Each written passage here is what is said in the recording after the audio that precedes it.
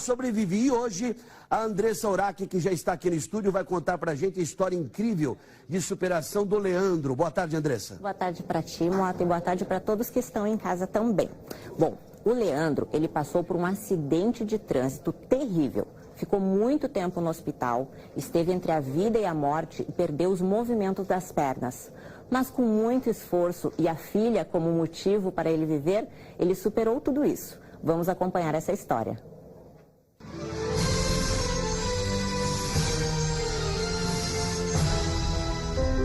Leandro era agente penitenciário. Um acidente de trabalho deixou ele entre a vida e a morte aos 28 anos. Uma carreta passou por cima do carro em que ele estava. Vamos conhecer essa história?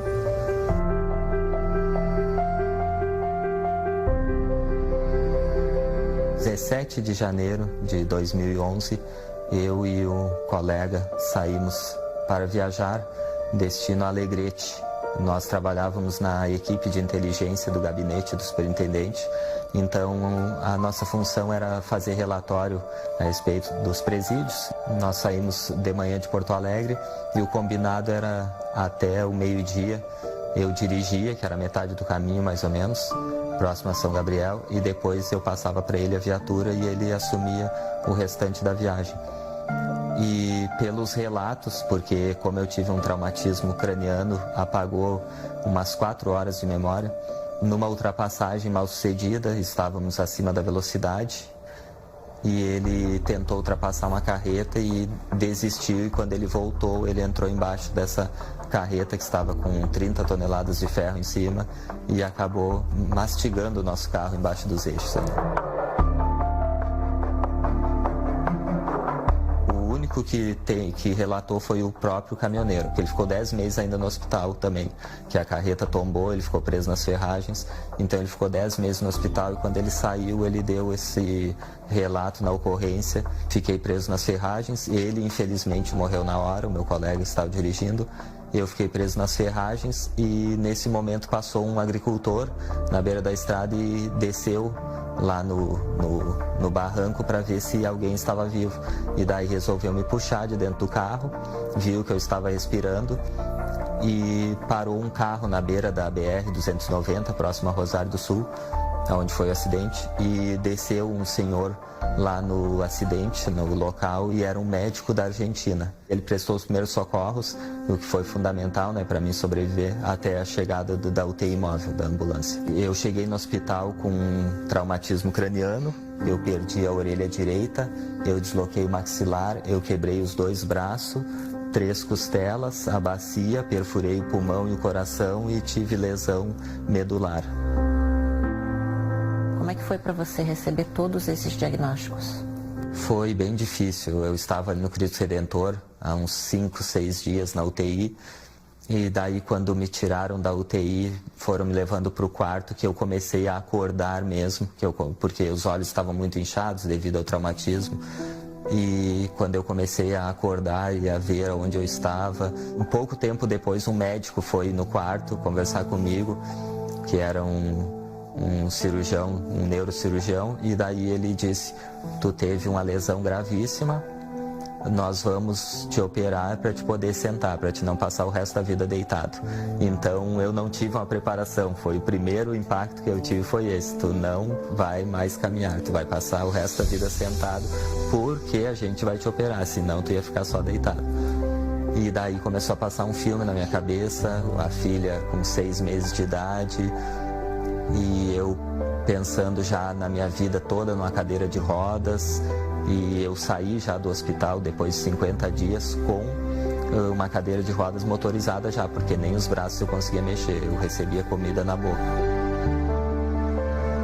A segunda internação foi pior do que a primeira, porque eu estava em casa, depois de 50 dias internado, cirurgia na coluna, cirurgia no braço esquerdo, e quando eles foram abrir a hérnia aqui, eu estava com o intestino rompido e cheio de fezes por dentro. E eles chamaram meus familiares e disseram que seria muito difícil eu sobreviver. Eu saí do hospital porque o risco de infecção generalizada era altíssimo, visto que eu já estava com quase 40 de febre. E eu saí depois de 30 dias do hospital com 34, 35 quilos. E daí eu tive que começar a me alimentar em casa, começar a fazer algum exercício para começar a ficar sentado, porque nem forças para ficar sentado eu tinha. Então foi um recomeço, foi como uma criança recebendo os primeiros alimentos, até o organismo se acostumar. Foi uma luta bem intensa o primeiro ano depois do acidente.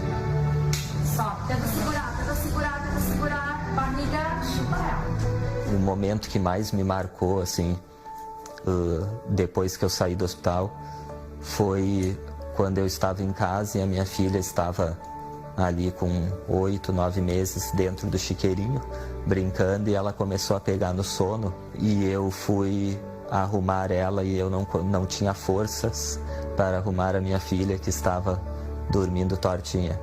Então eu chorei que nem criança pequena, porque eu fui policial militar, eu era agente penitenciário na época do acidente e eu me via numa situação sentado numa cadeira de rodas sem forças para pegar a minha própria filha no colo. E aquilo ali me fortaleceu. Depois de um ano, mais ou menos um ano e alguma coisa, daí veio o divórcio, foi uma parte difícil também. E eu lutei para ficar com a minha filha, conversei com a mãe dela, daí a gente viu que a melhor opção seria ela ficar comigo, mesmo com a minha deficiência, então aquilo me fortaleceu mais ainda. Hoje o Leandro é um cara mais calmo, a gente começa a valorizar outras coisas, a gente começa a valorizar as pessoas, o ser humano. Casei novamente, tenho uma nova família abençoada, e a minha qualidade de vida melhorou assim, ó, 100% depois que eu comecei a fazer mesmo, a encarar a fisioterapia. Para se manter em forma, eu faço minha fisioterapia 3 vezes por semana também, para manter o meu corpo em movimento e a qualidade de vida. A cadeira de rodas não limita a gente, o que limita é aqui. Então eu costumo dizer, a cadeira de rodas não determina aonde a tua vida para.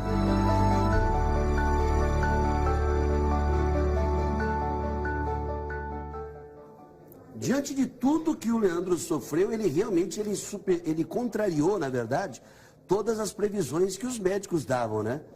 Exatamente, Mota.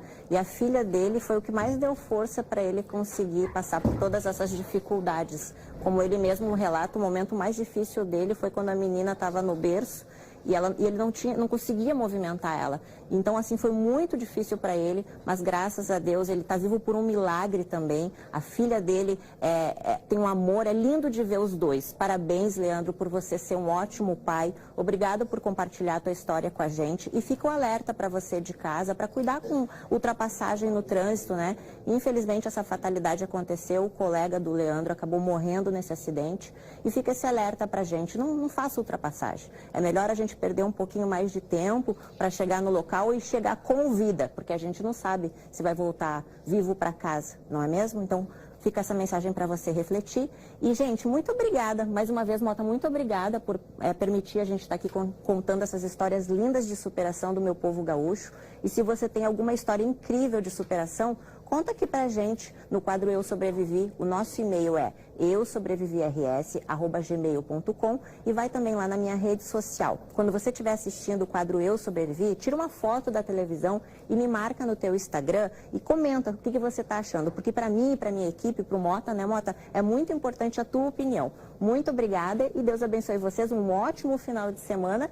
E terça e sexta a gente está aqui com mais um quadro Eu Sobrevivi. Então, terça-feira tem mais um quadro Eu Sobrevivi, por volta das 2h30, 2h40, aqui no Balanço Geral, tá certo? Até lá, então. Tchau, Deus abençoe. Bom, gente, ó, são 14...